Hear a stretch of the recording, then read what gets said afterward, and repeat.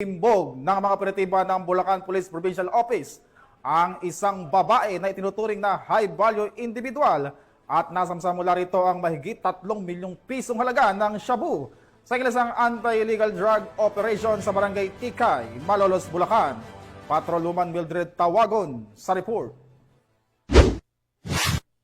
Timbog ng mga operatiba ng Bulacan Police Provincial Office ang isang babae na itinuturing na high-value individual sa ikinasang anti-illegal drugs operation sa barangay Tikay, Malolos, Bulacan.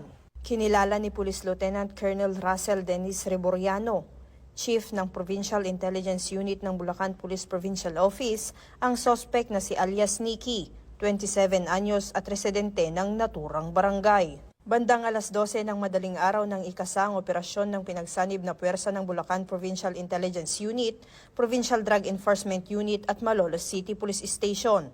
Nakumpiska mula sa sospek ang isang maliit na heat-sealed plastic sachet at isang malaking vacuum-sealed plastic sachet na naglalaman ng hinihinalang shabu na may kabuuang timbang na 500 gramo at tinatayang nagkakahalaga ng 3,402,856 pesos. Ayon kay Police Colonel Angel L. Garciliano, Acting Provincial Director ng Bulacan Police Provincial Office, ang matagumpay na operasyong ito ay bahagi ng pinaigting na kampanya ng pulisya laban sa iligal na droga, alinsunod sa direktiba ni Police Brigadier General Ponce Rogelio Piñones Jr., Regional Director ng Police Regional Office 3. Tinitiyak rin niya na magpapatuloy ang kanilang masigasig na operasyon upang tuldukan ang kalakalan ng ipinagbabawal na gamot at masiguro ang kapayapaan, kaayusan at pagkakaroon ng isang drug-free community para sa lahat ng mamamayan ng Bulacan.